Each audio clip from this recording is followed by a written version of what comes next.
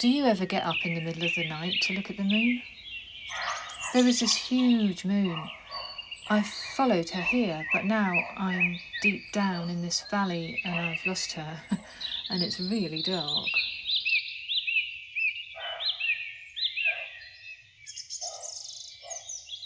It's mid-April and it's cold, but it feels good to be here in this strangely wild place. It's so close to, but it's a million miles from, the humdrum of the commute, the school run, the shops. I'm in the hills above Westerham. They call them the Green Sand Hills, and it's where the River Darent rises like a spell. I wanted to start here, in the dark, at the source, amid the clamour of new beginnings that is this spring dawn chorus. It's weird, but I can feel my mind stretching back in time and down under the earth to where the water collects. This River Darent, it's tiny, right, it's just a trickle here, and then, well, it's only ever really a stream. And yes, it begins here, but the water doesn't begin here. The water comes from deep underground in the chalk. Chalk is so porous it holds acres of water in millions of pockets and fissures. It's like a vast sea in the earth. It's like the memory of rain and the unconscious of a river.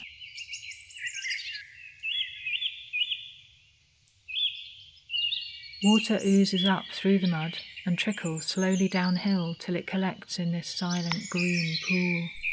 A pool that looks like it could be the birthplace of a goddess, but it's the birthplace of the River Darent, and that's magic enough.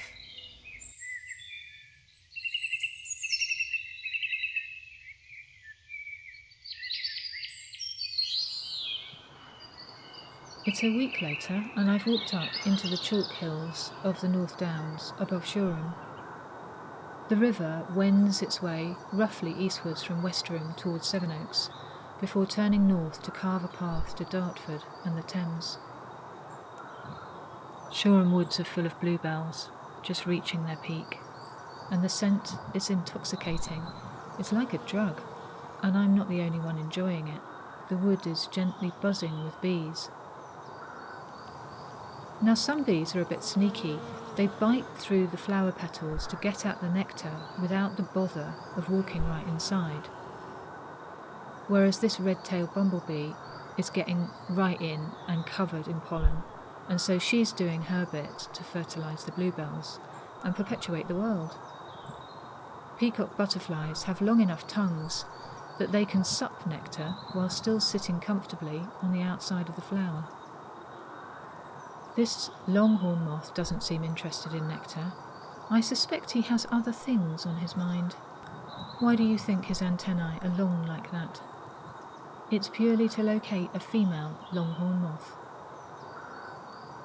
And it's not only insects that specialise in detection.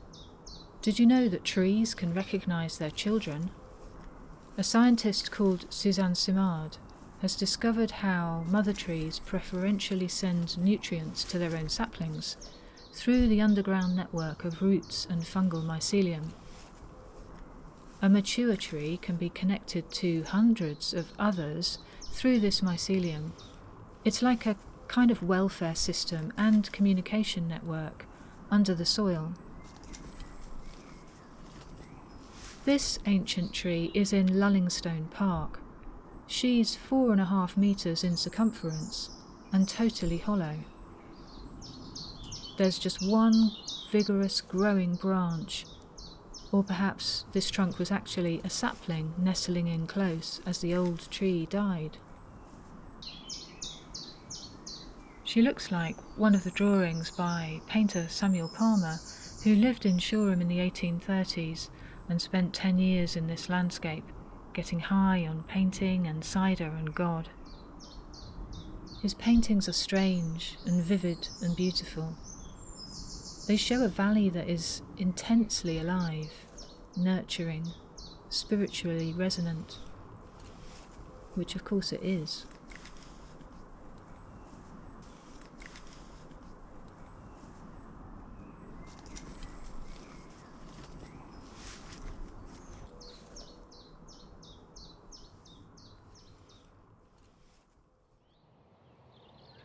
The Darent Valley is famous for its wildflower meadows.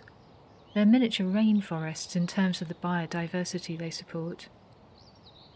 You can't get much further from a lawn. Everything is tangled and profuse and intricate, like an anarchic lace.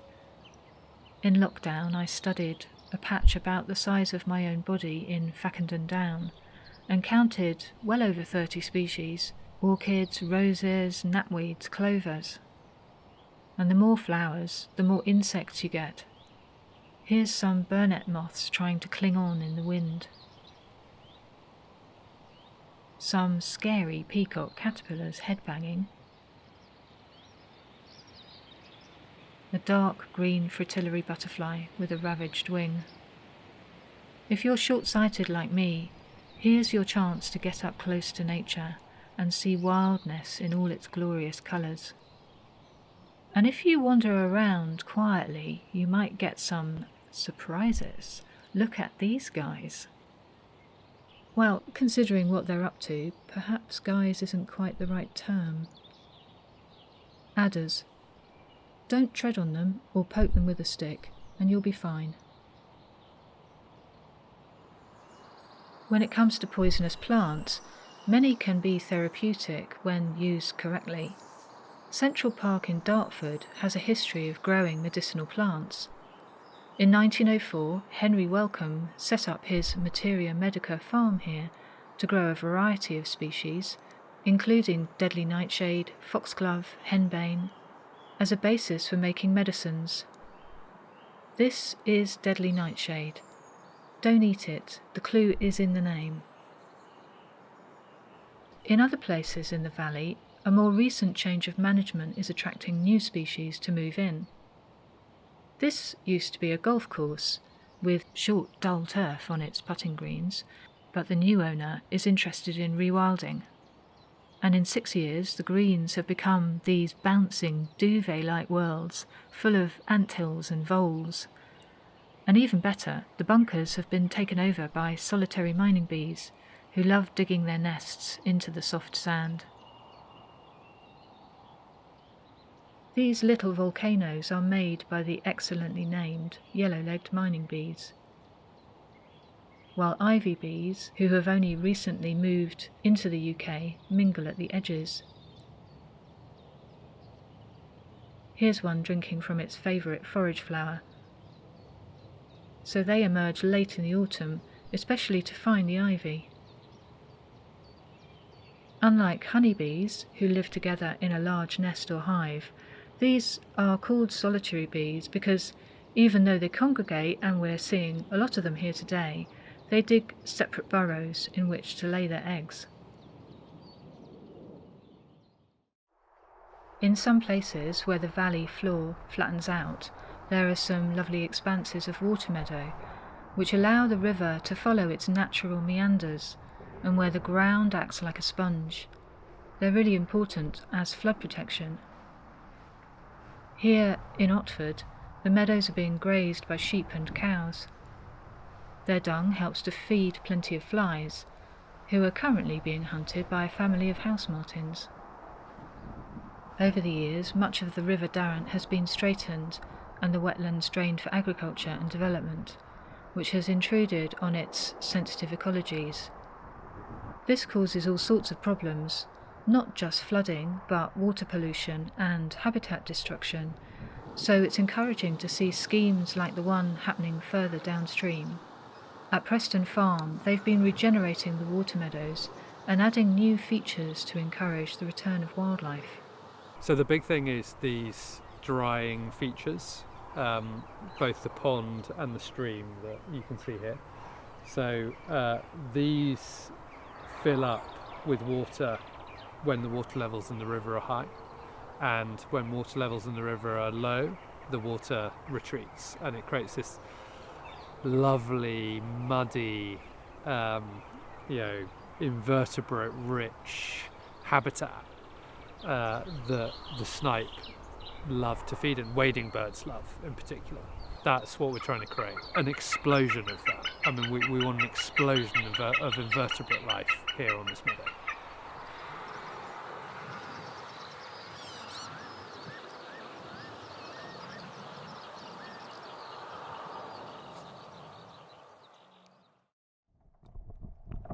Reeds and bankside foliage protect the river, and that's vital because the River Darent is a chalk stream, and there's only about 200 chalk streams in the whole world. They're rare and precious, and when they're healthy, they sparkle with fast-flowing intensity. Trout spawn in their gravel beds, and a huge diversity of plants, insects, fish and birds rely on them.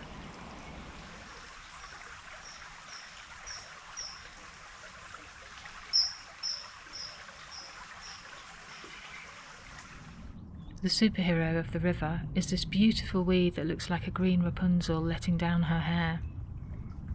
Water crowfoot actively filters and cleans the water, and its densely braided structure provides important habitat for many small fishes and insects.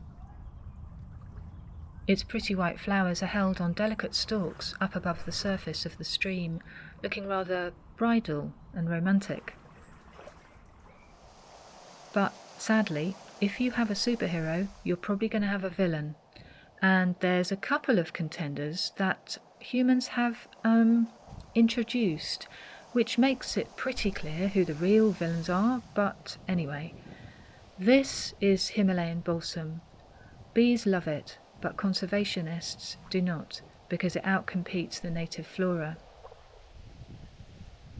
And then there's the signal crayfish. Look at this peaceful scene. Idyllic, no? But this river is a bit nippier than you might imagine. Signal crayfish lurk under rocks and are voracious predators. They're actually quite scary. Oh, this one there, it's not very big. Oh, there's another one. Huge one. Look, there's two of them fighting.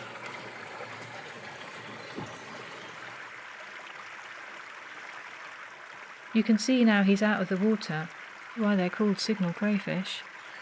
Those claws are pretty powerful.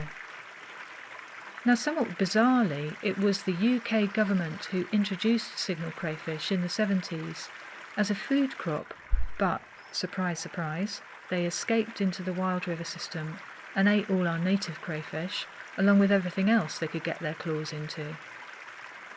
Oh, and they're a carrier of a nasty little disease called crayfish plague. So, if you do go for a paddle in the stream, wash your feet afterwards.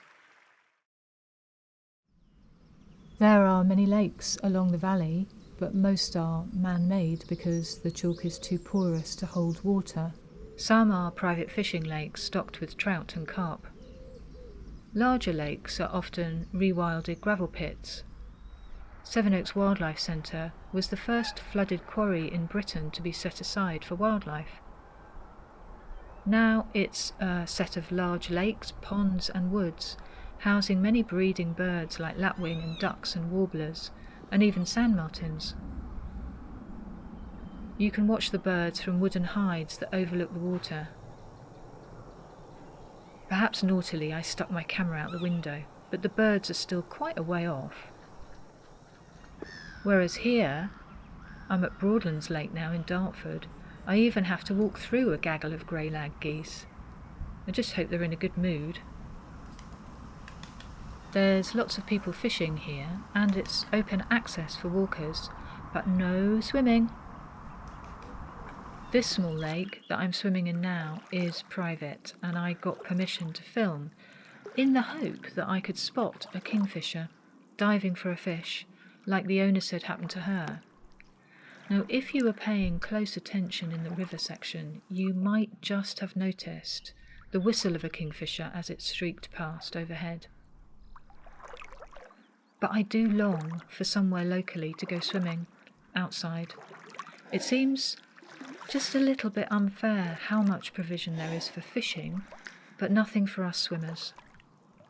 I want us all to have caring, informed ways to enjoy nature because, well, that benefits us all and the environment.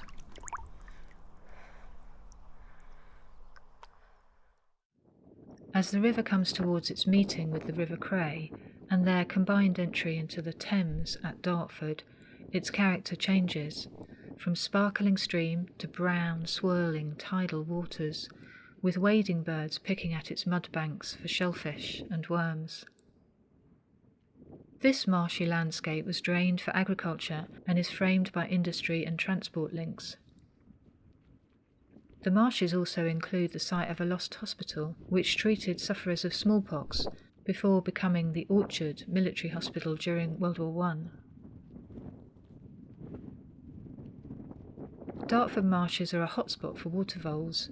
Sometimes you get a little glimpse of a head swimming away, and more often you can just hear a plop as they drop into the water ahead of you. But it will be field mice or bank voles that kestrel is hunting. So we're at the end now of our short journey together, and watching dusk and sunset fall at the river's marshy end.